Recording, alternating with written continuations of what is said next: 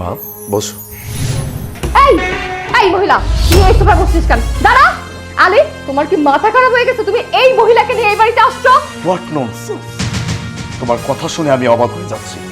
বাড়িটা আমার মা, আমার বাড়িতে আমার মা আসবে, এটার জন্য আমার কৈফিয়ত দিতে হবে? হ্যাঁ, কৈফিয়ত দিতে হবে। কৈফিয়ত কেন দিবা না তুমি? কারণ আমি তোমার বউ, এই বাড়িটা যেমন তোমার তেমন আমারও। এই বাড়িতে যদি কেউ আসে তাহলে আমাকে অবশ্যই কৈফিয়ত দিতে হবে। So what? কে আছে, কে কি করতেছে এগুলো দেখার দায়িত্ব আমার না। আমার মা আছে, আমার মাকে দেখার দায়িত্বটা আমার। আমার মা যতদিন বেঁচে থাকবে ততদিন পর্যন্ত তার দায়ভার আমি বহন করেছি। এতে কার কতটুকু প্রবলেম হলো সেটা কিন্তু আমি দেখতে চাই না। কার জন্য কি করছি? যার জন্য চুরি করি সেই কয়ছো। ওই যে কথাই আছে না, আমি কান্দি আমার মায়ের জন্য, মায়ে কান্দে আমার জন্য। এই এই আমি সবকিছু ভুলে গেছো? তুমি যখন বিদেশ গেছো তখন তোমার এই মা কইছিল একটা টাকা দিয়েও তো সাহায্য করে নাই। সব টাকা দিচ্ছি আমি, আমার জমি জামা বেচে তোমার বিদেশে পাঠাইছি। ভুলে গেছো?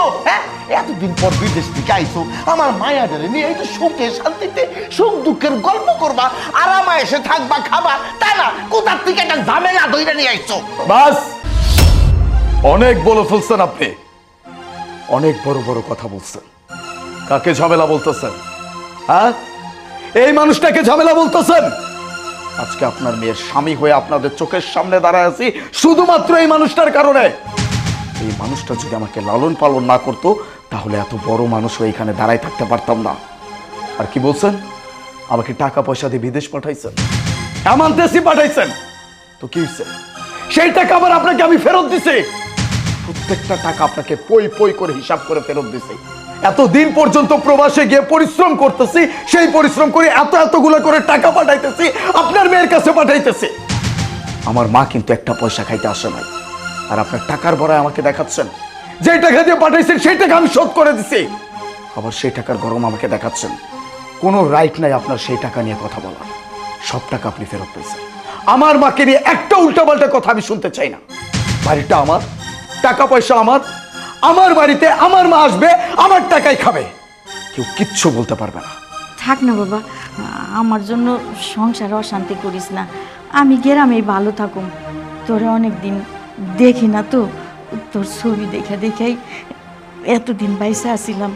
তুই আইসো শুনার মনটারে মানাইতে পারি নাই, তাই তোর এক নজর দেখতে আইসি। তুই গ্যাঞ্জাম করিস না, আমি অরেলে আইসি, অরেলে আবার গ্রামে যাবো গা। তোরা ভালো থাক। হ ভাইয়া, মায়ের ঠিকই কইছে, আমরা তোমাকে বাড়িতে আইতে চাইনি। এই মা তোমার দেখতে চাইছে দেখে এই ঢাকায় আসছি। আর মায়ের মন তো কি করবো ক, আমি মার অনেক করে কইছি, মা আমার কথা শুনে নেই। যদি জানতাম আমরা তোমার বাড়িতে হতো এত অশান্তি হইব, তাহলে রাস্তার তুমি দেখেই আমরা যাইতাম গা। ভাবি তুমি আর ভালো লাগে চলেও না, আমরা এক্ষুনি চলে যেতেছি। দাঁড়া,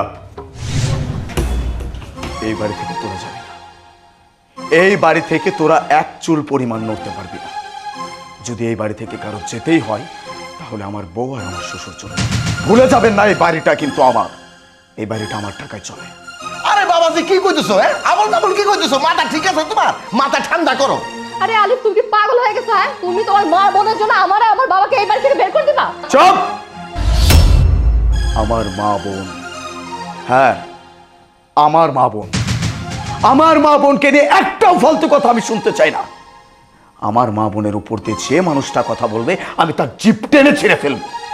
কাদেরকে নিয়ে উল্টাপাল্টা কথা বলতেছো? হ্যাঁ, কি ভাবছো আমি তোমাদের কেনা গোলাম? যা বলবা তাই করবো আমি? 8-10টা ছেলের মতো আমি না, আমি সবকিছু ছাড়তে রাজি আছি।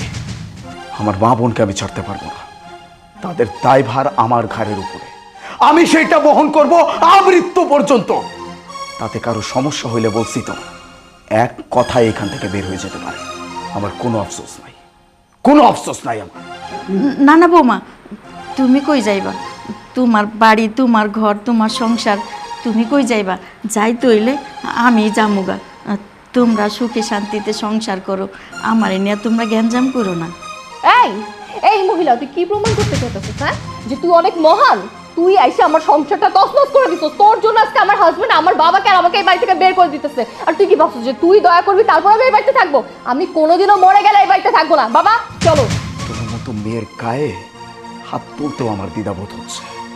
মা তুমি কার জন্য সুপারিশ করতেছো? হ্যাঁ, কার জন্য সুপারিশ করতেছো? এরকম একটা মেয়ের জন্য যার মধ্যে সামান্য গিল্টি ফিলনেস নাই, এত বড় অন্যায় করছে, এত বড় পাপ করছে, তারপরও তার মধ্যে সামান্য গিল্টি ফিলনেস নাই। না মা, এরকম মানুষের সাথে সংসার করা যায় না। ওর সাথে আমি আর সংসার করব না। I want divorce. হ্যাঁ, তোর বাবার সামনে আমি বলতেছি, ডিভোর্স চাই আমি। সময় মতো ডিভোর্স লেটার আমি পৌঁছায় দিব। আর এক মুহূর্তে এখানে দাঁড়াবি না। বেরিয়ে যা, বেরিয়ে যা। বাবা, আমি ওর মতো ছেলের সাথে সংসার করবো না, চলো। আরে চলো।